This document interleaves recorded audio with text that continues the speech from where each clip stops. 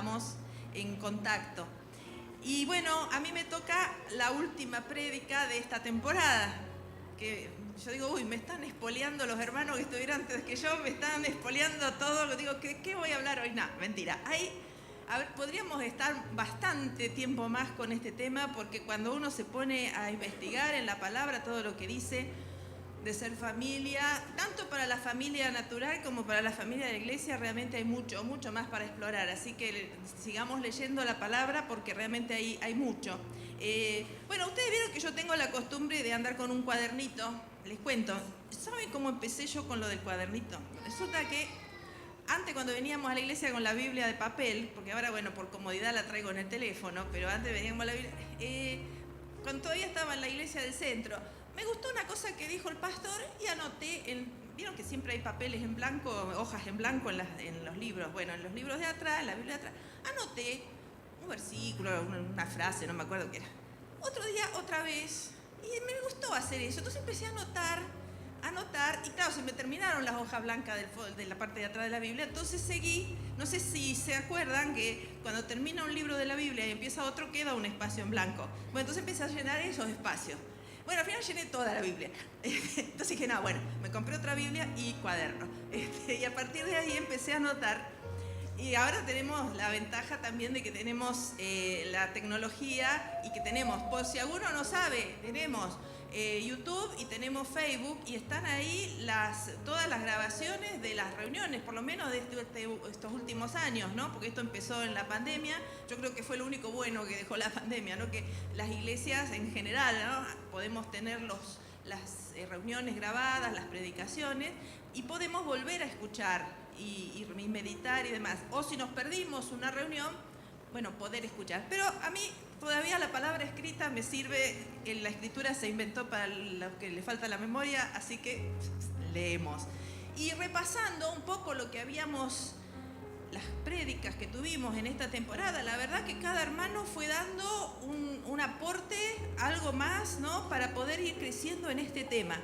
Pero Nasa, que fue la primera, la que planteó la palabra profética de caminando como familia, nos dejó una pregunta flotando ahí que era, ¿sabemos ser familia? Y bueno, creo que aprendimos mucho, ¿no? En este tiempo. En cada prédica meditamos, tomamos conciencia de cómo estamos, ¿no? Como decía recién el pastor, cómo es mi relación con Dios, pude sanar quizás conexiones, ¿no? Tanto con los demás como con el Señor o conmigo misma. Pero sigue latiendo esa pregunta, ¿no? ¿Sabemos realmente ser familia como iglesia, ser familia? ¿Cuál es el propósito como familia de Dios?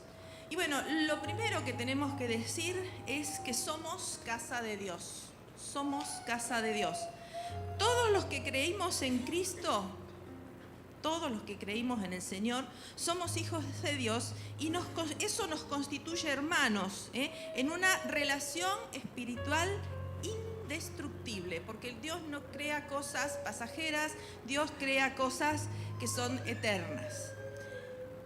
Ahora, hay un grave error en nosotros a veces de enfocar solamente las formas, ¿no? Las estructuras que son pasajeras, que cambian, porque lo que no cambia es la esencia, ¿no? En las iglesias pueden haber cambiado cosas, antes cantábamos himnos, ahora cantábamos canciones, mi mamá por ahí dice que extraña los himnos. ¿Dónde está Guille? ¿Alguna vez cantaste? Pone algún himno que Floralís los escucha desde la casa.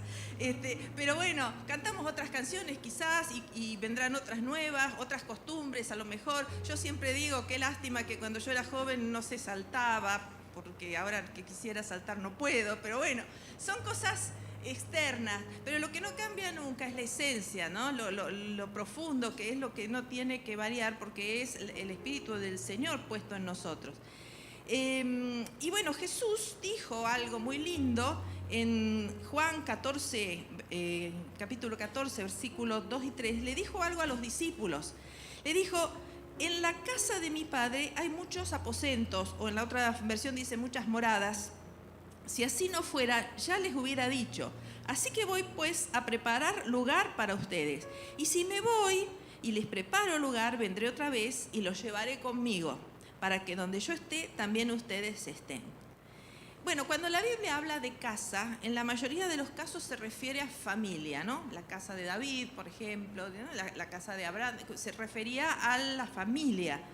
No tanto en las paredes, ¿no? Y el techo, sino el lugar donde habitamos, en nuestro hogar, el lugar donde decía el otro día Andrés, donde comemos del mismo fuego, ¿no? De la misma olla, el lugar donde se comparte. Pero hay una casa en los cielos, una residencia, la palabra que se traduce como casa, la residencia del Señor, la mansión del Señor. Y Jesús decía que Él iba a volver al lugar de donde había venido a preparar un lugar para todos nosotros, no solamente para los 12 que estaban ahí, sino para todos sus discípulos, y que iba a volver, esa es la esperanza que tenemos, y que sea pronto, para llevarnos con Él. Ahora, él agregó también en ese pasaje tan hermoso, capítulo 14 de Juan, él dijo también: yo soy el camino, la verdad, la vida, nadie viene al Padre sino por mí. Es decir, que él es el que nos abre la entrada, nos lleva al lugar que está preparando para nosotros. Es la verdad de Cristo, su vida, su espíritu. Por medio de todo eso tenemos el privilegio de ser hijos de Dios, y Jesús, como hermano mayor, nos habilita la entrada al lugar santísimo. Y dice otra cosa más la palabra. Dice en Juan capítulo 1, versículo 12: pero a todos los que creyeron en Él y los recibieron, les dio el derecho de llegar a ser hijos de Dios.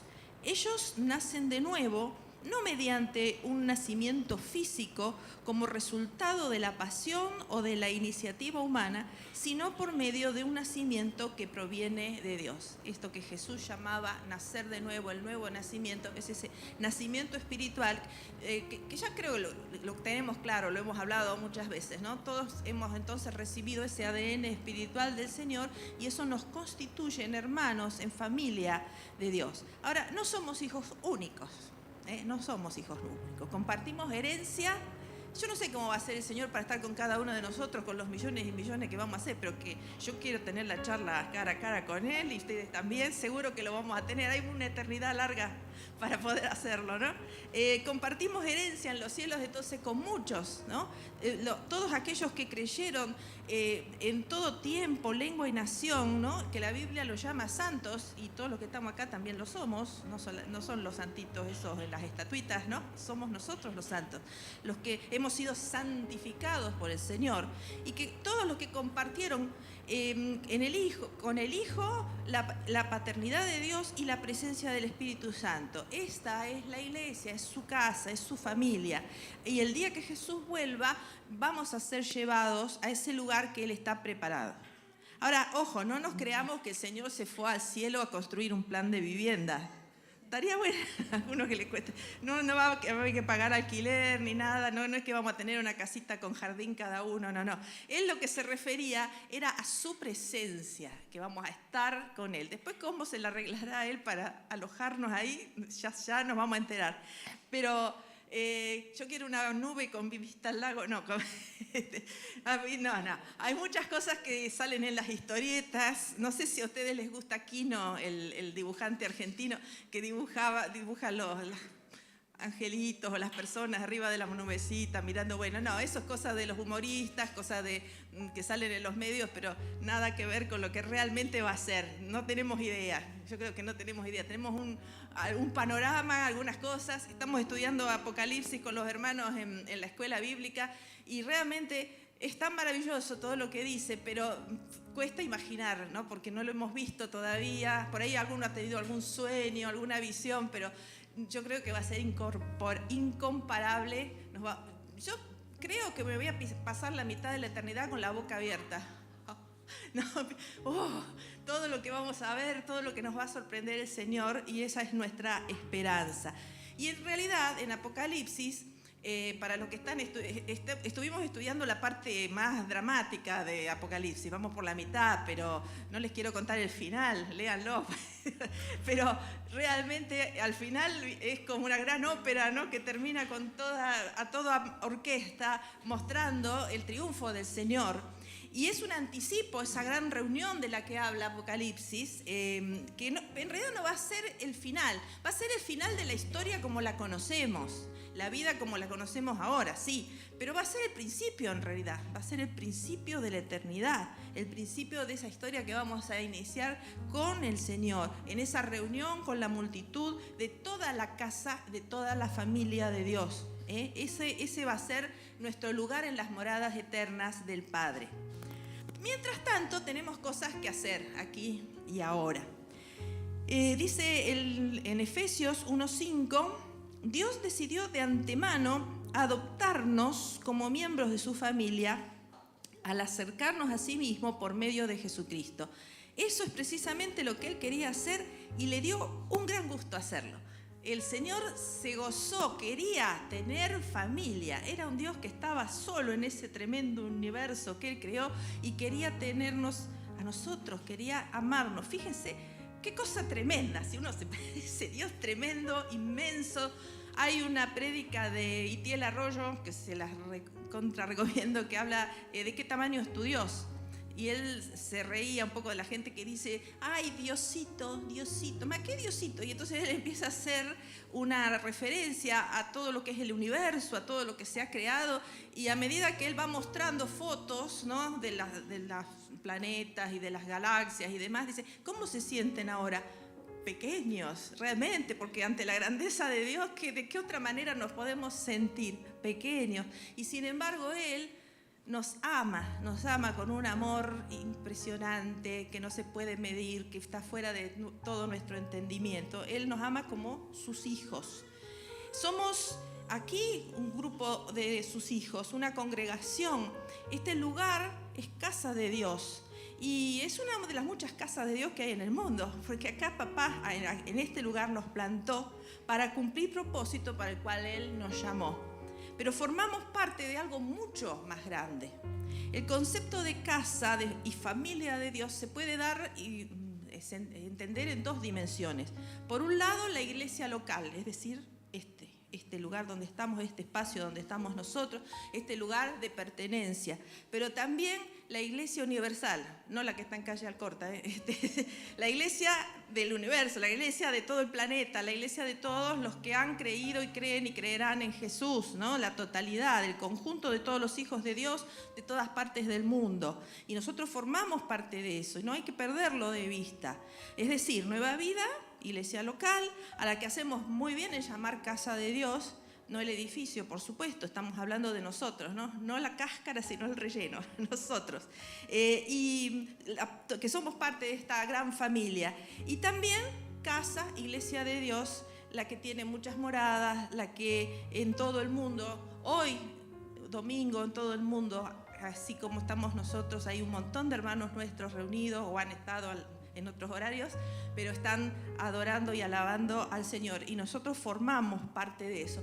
Por eso es imprescindible la unidad de los hijos de la casa, tanto en la iglesia local como en toda la iglesia.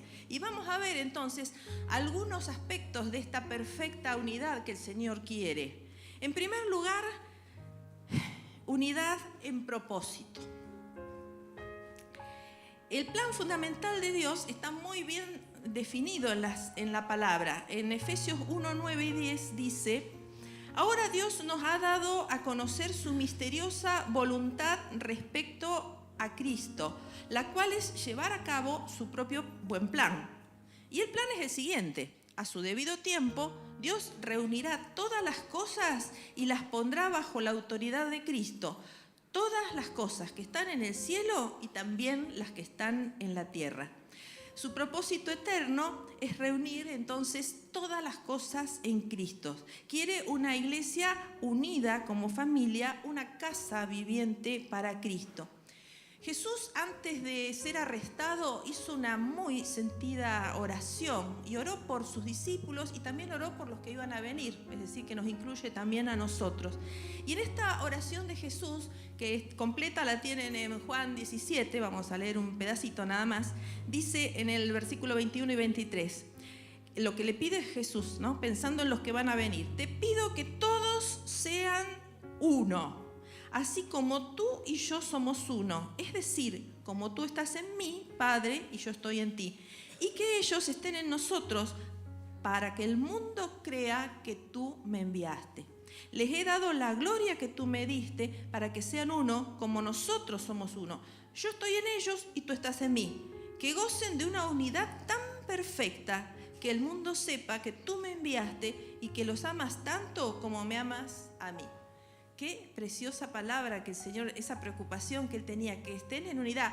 NASA, cuando nos dio la palabra en septiembre, decía, ¿no? Así como hay una unidad en la Trinidad, Dios, Padre y Espíritu, así quiere Él tener, que nosotros tengamos esa compenetración, esa unidad con Él y entre nosotros.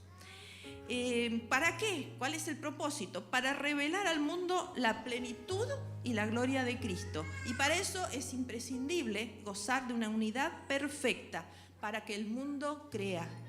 Lamentablemente, esta es una parte de la oración que todavía no tiene una respuesta total. ¿Vieron que al Señor tampoco a veces se le contestan rápido las oraciones? ¿Lo pensaron eso? ¿Por qué? No porque Dios no lo quiera. Nosotros estamos impidiendo y tendremos que realmente pedirle perdón al Señor por todo lo que la Iglesia durante siglos ha hecho. Parece que nos la arregláramos para generar divisiones y más divisiones, cuando en realidad lo que el Señor quiere es que nos unamos, ¿no? O sea que no solamente se trata de nosotros acá, sino de toda la Iglesia, ¿no? Que no estemos desunidos. En esta ciudad hay hermanos, ¿no? Como nosotros, que son también habitantes de la casa de Dios. Y es una pena que a veces la vida que llevamos no nos deje conectarnos con más frecuencia. Bueno, la semana que viene van a venir hermanos de otra provincia también. Bueno, qué lindo que es eso, qué buenos que son esos encuentros. Ojalá los pudiéramos hacer más seguido. Ahí hay una fotito que es, ¿saben de qué es esa foto? La saqué yo en el 2018, cuando se hizo la manifestación por la vida en el marco de la ley que se estaba por votar, la ley de aborto, ¿se acuerdan? Y ahí nos sorprendimos. Yo la verdad que nunca había visto en todos los años que estoy en Neuquén una cantidad tan grande de gente de la iglesia. La verdad que no sé ustedes, pero yo fue sorprendente y fue muy hermoso ese encuentro.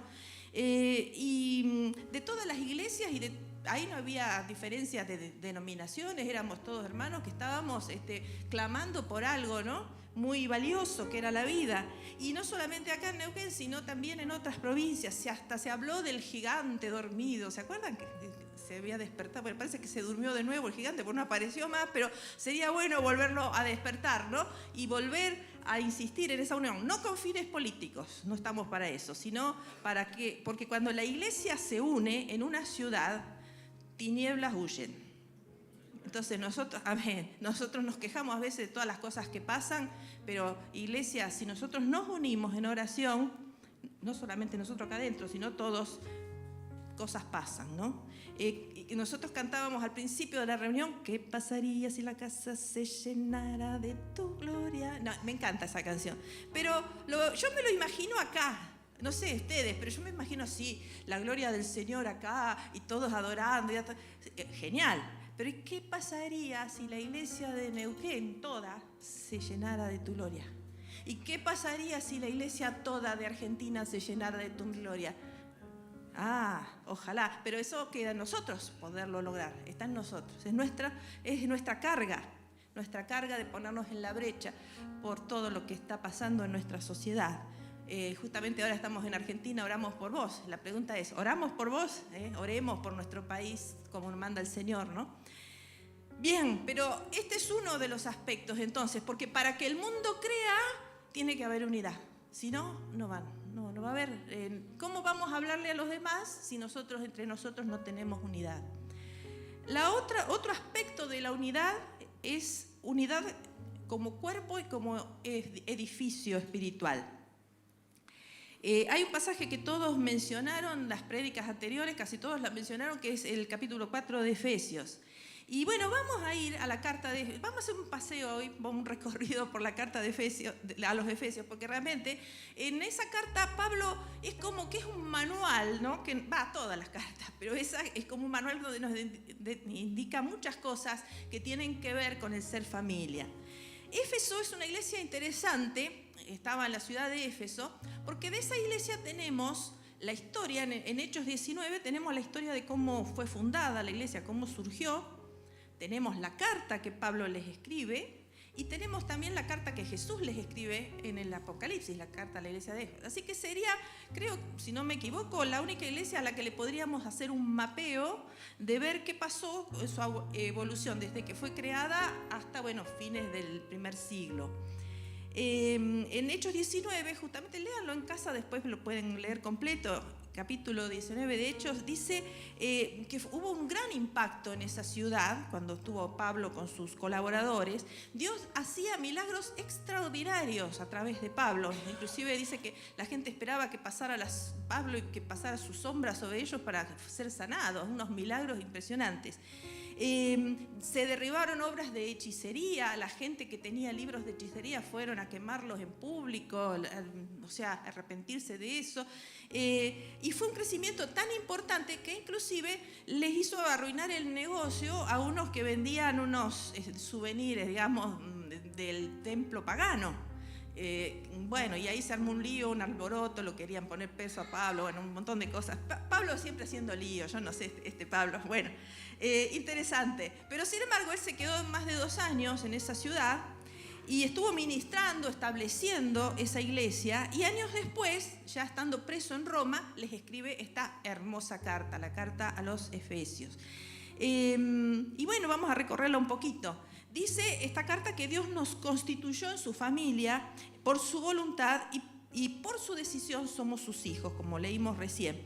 Y nos da un par de modelos o ejemplos de lo que es la iglesia. El primero toma la figura del cuerpo. Nosotros como cuerpo, que es la iglesia como cuerpo de Cristo es una metáfora para enseñarnos cómo deben ser las relaciones del Señor, con el Señor y entre nosotros. Por ejemplo, en Efesios capítulo 1, versículo 22 y 23 dice: Dios ha puesto todo bajo la autoridad de Cristo, a quien hizo la cabeza de todas las cosas para beneficio de la iglesia.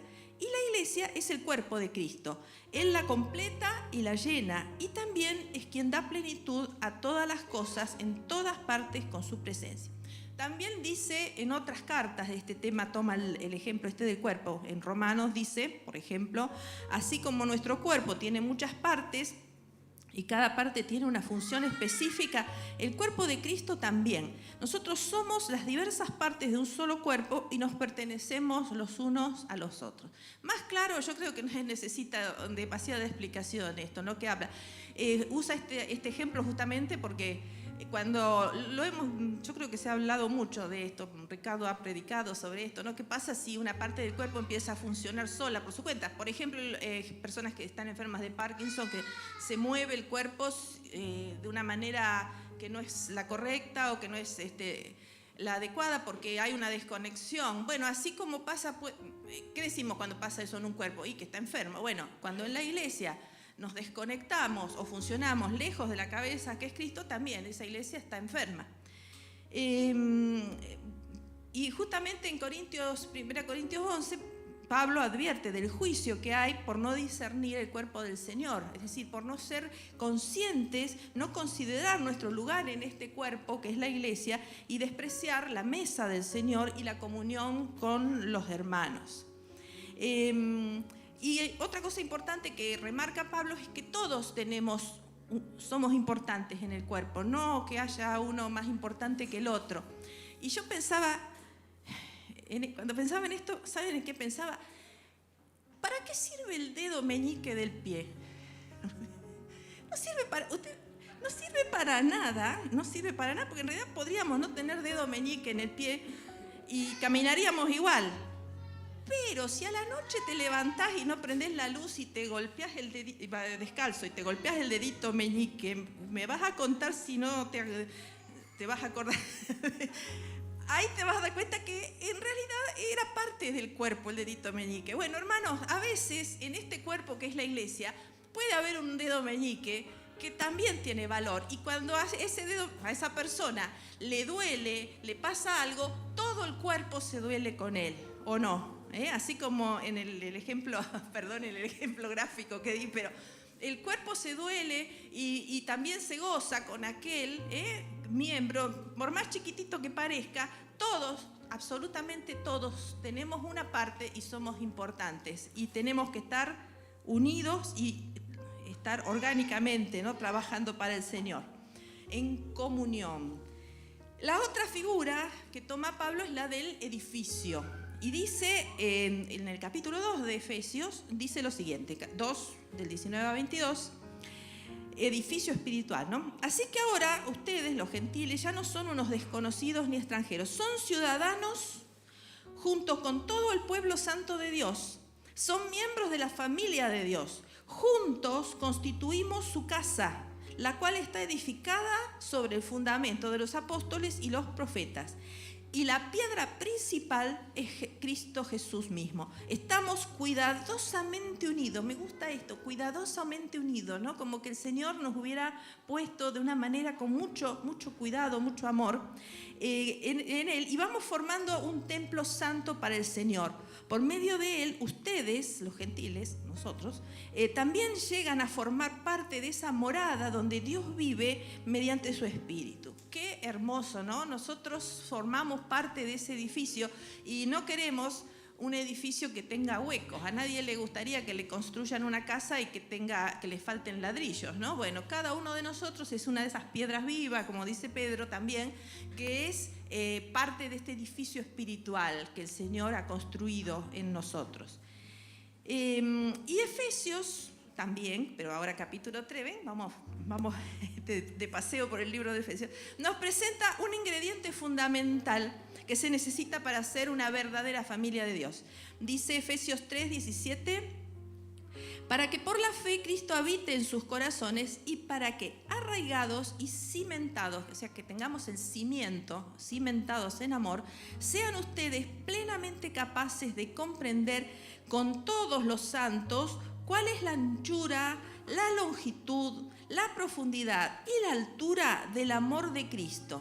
En fin, que conozcan ese amor que excede a todo conocimiento para que sean llenos de toda la plenitud de Dios. Ahora, yo me pregunto, ¿es posible conocer, comprender las infinitas dimensiones del amor de Dios, de un amor tan grande? Yo creo que no, que nuestra mente es muy pequeña, ¿no?, para poder comprenderlo todo, pero lo poco que comprendemos cuando sentimos el amor del Señor no nos llena el corazón, no nos conmueve, no nos da un gozo tremendo. Así que el día que lo podamos comprender y conocer en toda su magnitud, bueno, va a ser tremendo. Ahora fíjense ese amor de ese Dios tan grande que podría habernos destruido a causa del pecado. Pero no, Él nos amó de tal manera que inclusive mandó a su Hijo a morir por nosotros, pagar nuestra condena y que encima nos prepara un lugar para estar con Él. ¿No se merece Él toda la gloria? Amén, Señor, gloria a Él. Entonces, por supuesto, esto nos lleva a otro aspecto de la unidad, que es la unidad en el Espíritu. ¿Cuántas veces hemos pedido plenitud en el Espíritu Santo, ¿no? ¿Queremos ser llenos? Sí, por supuesto. Pero a veces pensamos que la llenura es presentar obras poderosas, milagros o dones, que por supuesto los vamos a tener, pero a veces enfocarnos solo en las manifestaciones nos hace olvidar las profundidades, lo que el Espíritu hace en lo secreto, en nuestro espíritu, en nuestra alma y aún en nuestro cuerpo, para transformarnos desde adentro y llenarnos de un amor que, como decía recién, excede a todo conocimiento. Hay mucha palabra acerca de esto en la Biblia, cómo este amor se puede derramar. Y en Efesios 4, pasamos al otro capítulo, encontramos un pasaje que es muy esclarecedor. Dice 4 del 1 al 6. Yo, dice Pablo, que estoy preso por causa del Señor, les ruego que vivan como es digno del llamamiento que han recibido y que sean humildes y mansos y tolerantes y pacientes unos con otros. Yo ahí, hermanos, soné, porque la paciencia no es precisamente lo que me caracteriza, pero acá me lo está mandando el Señor, voy a tener que hacerlo, lo voy a tener que hacer en algún momento. Procuren mantener, dice entonces, la unidad del Espíritu en el vínculo de la paz. Ese versículo todos creo que lo han predicado en esta temporada. Así como ustedes fueron llamados a una sola esperanza, hay también un cuerpo, y un espíritu, un Señor, una fe, un bautismo y un Dios y Padre de todos, el cual está por encima de todos, actúa por medio de todos y está en todos. Bien clarito lo que dice Pablo acá. Y él nos da este consejo para vivir de una manera que sea digna de ese Dios tan tremendo. Y tiene que ver con el carácter, con nuestro carácter, ¿no? Esa manera de ser que tanto trabajo nos da a veces domar, ¿no? Nuestro ser interior, al que llamamos corazón, está constituido por alma y espíritu. Bueno, el alma, ya sabemos, es el asiento de las emociones, los pensamientos y la voluntad, y en ella se manifiesta el temperamento, ay, mis ancestros, porque eso viene genético, más lo adquirido, ¿no? Por la educación, por lo que vivimos en nuestra familia, por nuestra historia, por un montón de cosas que hacen que seamos como somos. Ahora, ojo con decir, porque yo soy así. Porque yo soy así, ya está, los demás que me aguanten. No. Yo soy así y está mal. Nosotros tenemos en nuestra familia de Thanos algo muy vehemente, muy de... La mostaza, le dicen los italianos. Se te sube la mostaza. Todos gritones y peleadores. Y ni les cuento lo que eran las reuniones de mis tíos con... Un griterío que no estaban enojados, en realidad eran efusivos, ¿no? Pero terminaban por ahí en medio peleadito. Bueno, otros son aplastados, lloran todo el tiempo, son los emos eran, le decían a él. Cada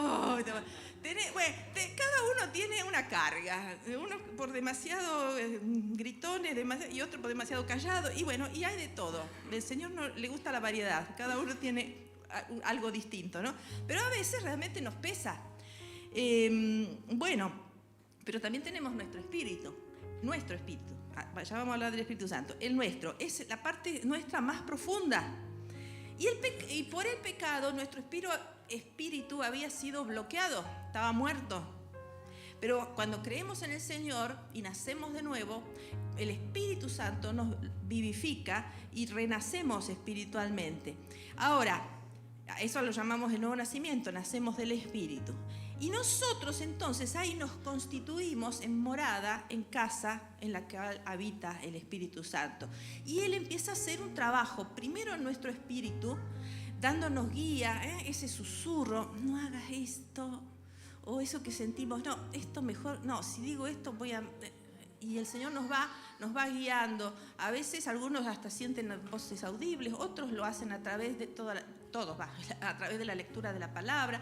Por muchas maneras, ese espíritu despacito, con sus susurros, nos va indicando el camino a seguir.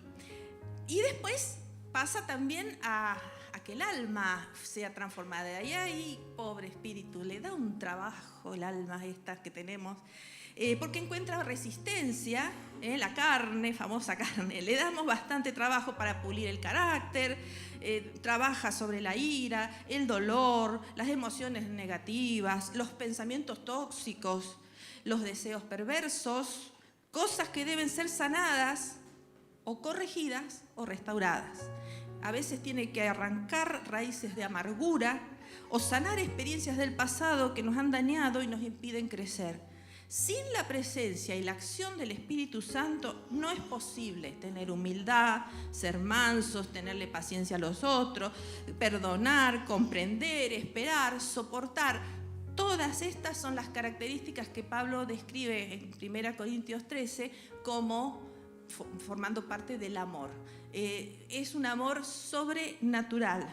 Nosotros tenemos expectativas de que Dios haga cosas sobrenaturales y a veces no vemos lo sobrenatural que está ejerciendo en nosotros. Me cambia esta cabeza dura que tengo y me transforma en alguien paciente. Me cambia la agresividad natural que tengo y me transforma en alguien pacífico. ¿No les ha pasado a veces que dicen, mira vos, yo hace tiempo hubiera reaccionado re mal con esto y ahora hasta lo abracé al otro que le tenía bronca? Bueno, ¿quién se creen que hizo eso en nosotros? Por nuestra propia la aureolita. No, es el Señor, que está trabajando en nosotros. Lo único que sí podemos hacer y tenemos que hacer es ser determinantes en buscarlo, porque si nos pegamos a Él se nos va a pegar las características de Él, y orar y estar en comunión con el Señor, porque entonces vamos a ser impartidos de la mente de Cristo. Y eso, hermanos, lo lamento si a los ansiosos, es un largo proceso que dura toda la vida o hasta que el Señor venga. Y la iglesia está constituida por gente en proceso. Work in progress. Hay una forma de arte ahora que los artistas del Renacimiento, de la Antigüedad, ni loco mostraban lo que hacían, lo mostraban cuando ya estaba terminado, la obra terminada. Ahora se puso de moda en el arte moderno, así se ven unos desastres, pero bueno, la obra a medio hacer. Y entonces work in progress. No le salió, no lo terminó y lo puso así, obra en construcción. Y bueno, está bien eso. Pero tienen que comer los artistas también, vender obra. Bueno, ahora, nosotros somos gente en proceso, gente en progreso, gente que estamos siendo procesados. Y por eso tenemos que tenernos paciencia, hermanos, y tolerarnos, como dice Pablo recién, y tener humildad, porque yo también tengo errores, yo también me equivoco, yo también tengo problemas con mi carácter, y el otro hermano también. Entonces, tengamos tolerancia, porque estamos todos en un camino y vamos, ¿no? Pero a veces nos cuesta un poco. Por eso decía Pablo, procuren mantener la unidad del espíritu en el vínculo de la paz, la shalom. Y también lo dice en la versión NTV, dice, hagan todo lo posible por mantenerse unidos en el espíritu y enlazados mediante la paz. El énfasis de Pablo en esta carta es que entendamos que como familia espiritual somos este cuerpo y tenemos que mantenernos en coordinación con la cabeza, que es el Señor, y entre nosotros trabajando en forma armónica. Cuán bueno y hermoso es habitar los hermanos juntos en armonía, dice el Salmo 133. Ahora, tener el alma ahí sujeta, que se alinee al espíritu, cuando quiere mandar, patada, quédate quieta, sosegate, quédate ahí, quédate en el molde y hacele caso al Señor. Yo a veces me patearía yo sola, les digo, porque a veces digo, ¿para qué dije esto? ¿Para qué hice esto? Y yo creo que a todos nos pasa. ¿O para qué hice? ¿O para qué pensé tal cosa? ¿Por qué tengo estos pensamientos? ¿Por qué me pasa? Todos estamos pasando por esas luchas, todos. Pero bueno, justamente ahí está la unión, la comunión. Che, hermano, ora por mí, mira lo que me pasa, no puedo vencer esto. Pedir consejo, hay un montón de cosas que podemos hacer y a veces no las aprovechamos, porque en esta casa hay familia y podemos, una cosa muy linda, en familia se puede ser como somos también. No tenemos que caretearle a nadie. En tu casa andás en chancletas, en tu casa andás sin maquillaje, en tu casa andás y sos como sos, y sos aceptado, o no sé, espero, y bueno, o te la dicen en la cara, che, bueno, para un poco, ¿no? Pero hay espontaneidad. Bueno, acá también es familia, y lo podemos hacer.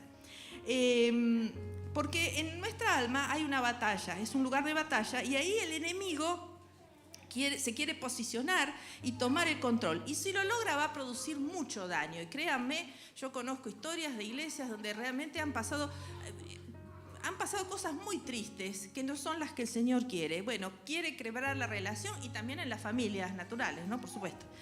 Y dice justamente Santiago, el libro de Santiago, capítulo 4, versículo 1, dice lo siguiente. ¿De dónde vienen todos los conflictos y peleas que hay entre ustedes?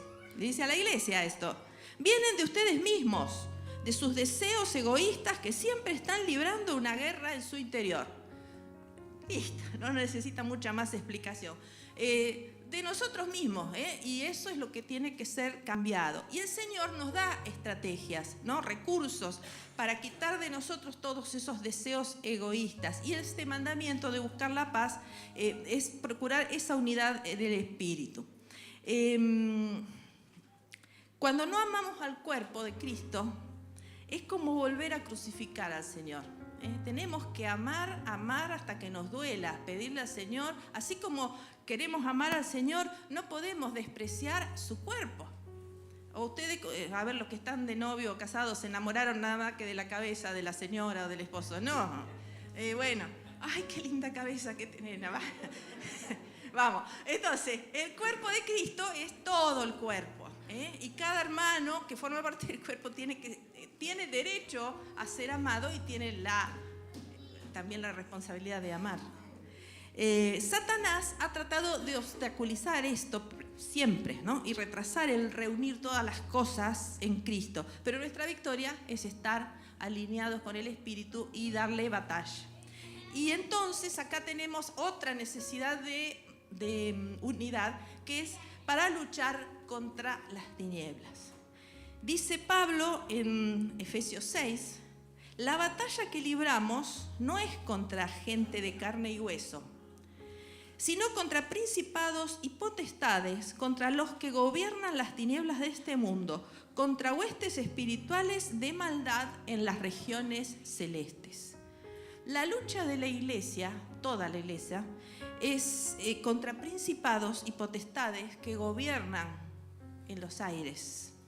Estas huestes de maldad dominan ciudades, naciones, imperan gobernando para llevar a cabo los planes del diablo, que son hurtar, matar y destruir, y están equipados y emplean eficientemente sus estrategias perversas. Y en eso, lamentablemente y con vergüenza, tengo que decir que nos llevan ventaja, porque ellos sí que trabajan en unidad.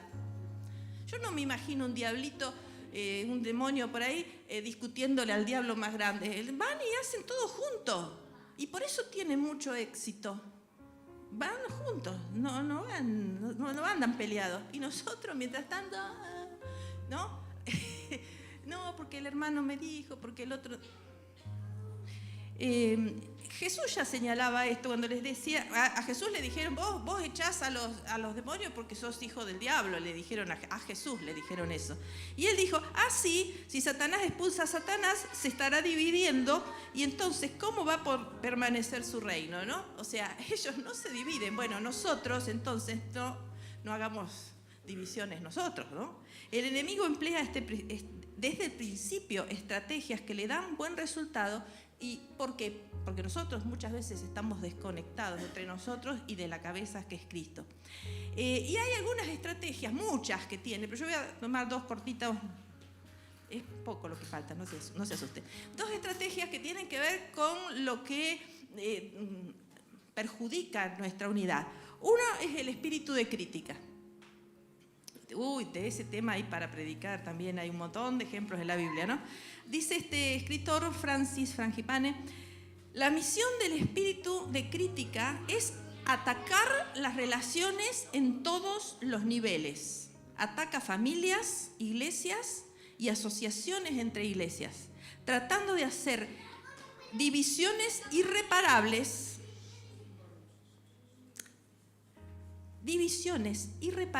en nuestra unidad. Disfrazándose de discernimiento, este espíritu se cuela en nuestras opiniones acerca de otras personas, haciendo que emitamos críticas y juicios.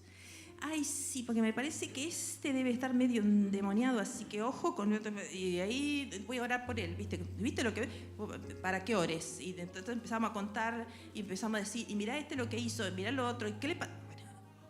Somos seres humanos, nos equivocamos, pero cuidado con esto, porque el chisme, el hablar mal de otros, yo soy testigo, la iglesia de donde yo salí cuando era chica, fue una iglesia que después, una iglesia que había sido muy linda, terminó el templo cerrado por años, esa iglesia ya no existe más, y yo me acuerdo, porque después nosotros nos fuimos de la ciudad ahí donde vivía, tengo recuerdos así de chica, del chusmerío, pero ya era ensaneamiento en sacarle el cuero a lonjazos a los demás.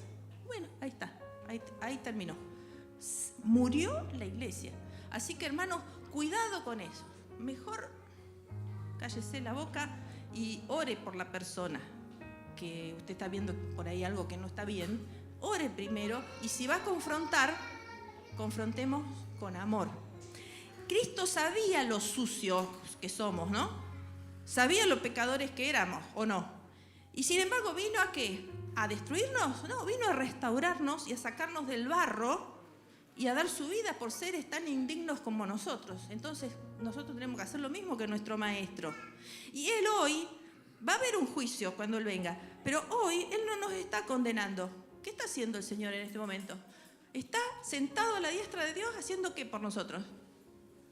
Intercediendo por nosotros, pecadores, equivocados, con errores y demás.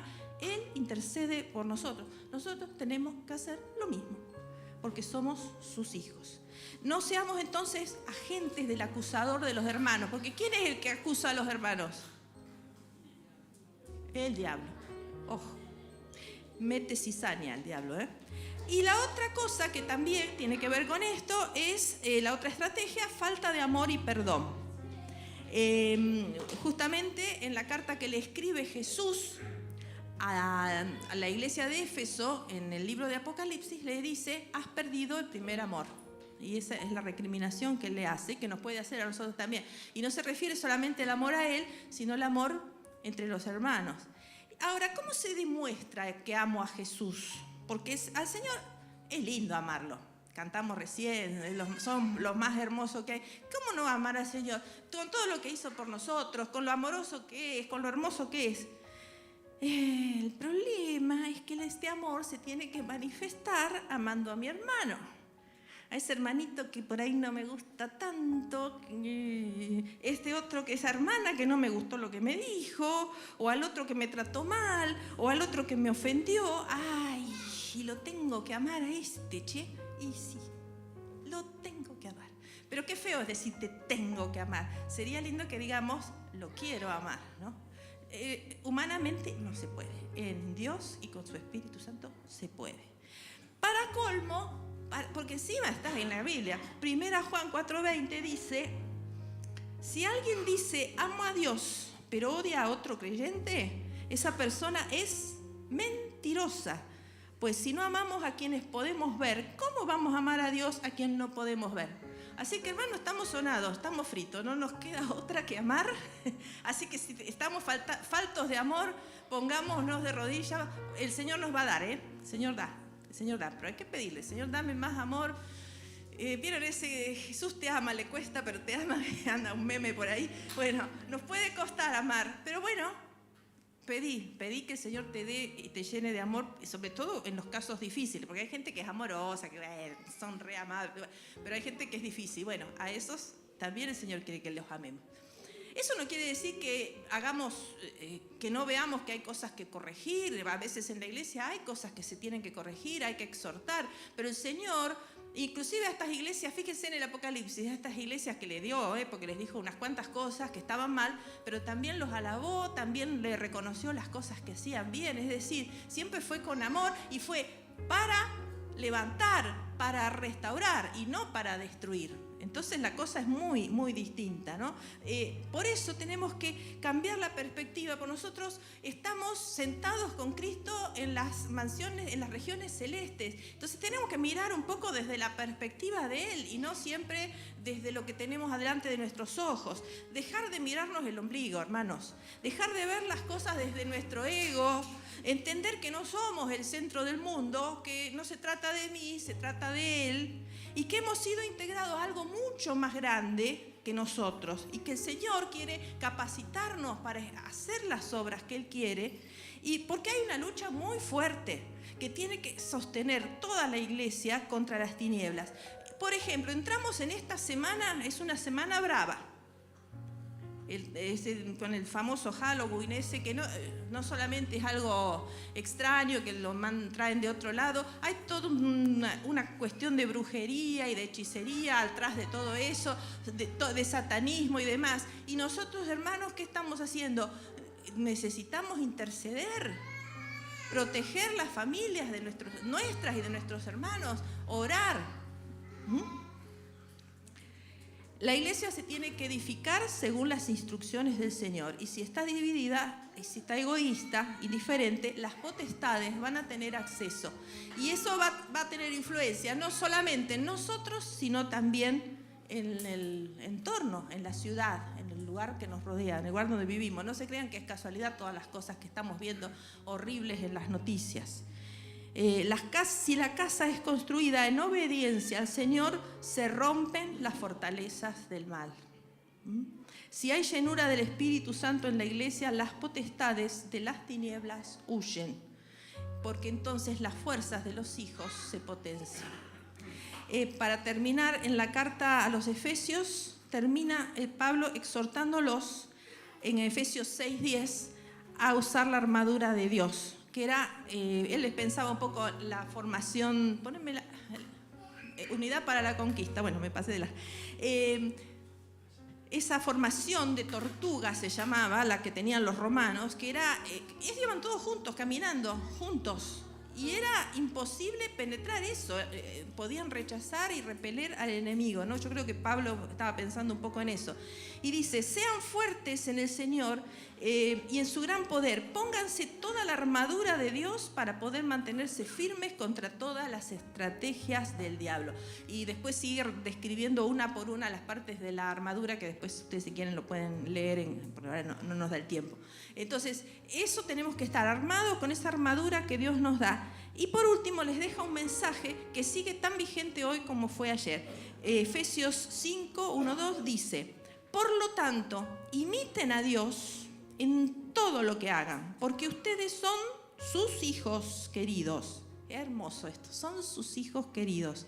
Vivan una vida llena de amor, siguiendo el ejemplo de Cristo. Él los amó y se ofreció a sí mismo como sacrificio por nosotros, como aroma agradable a Dios. Los músicos, por favor, si pueden ir pasando.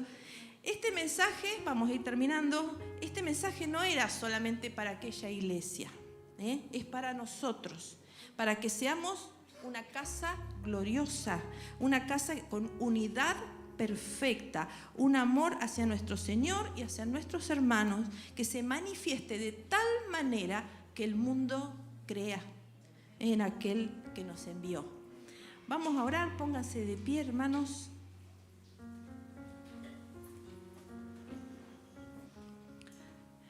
Padre del cielo, te damos muchas gracias porque vos nos amaste con ese amor perfecto, con ese amor tan generoso, con ese amor que a veces no lo podemos entender porque no somos dignos de que nos hayas amado tanto, pero vos lo quisiste así, porque nos consideraste tus hijos, porque nos diste la salvación, porque nos das una promesa de vida eterna, porque nos sostenés en el camino y aún, Señor, cuando nos equivocamos, cuando tenemos debilidades, cuando hacemos cosas que no te gustan, nos exhortás, nos vas diciendo lo que tenemos que hacer, nos vas formando hasta que tenemos la esperanza que el carácter de Cristo, la mente de Cristo va a ser totalmente formada en cada uno de nosotros. Te damos gracias, Señor, porque sabemos un día los que estamos aquí y los que en todo el mundo te han amado y te aman y te amarán, vamos a formar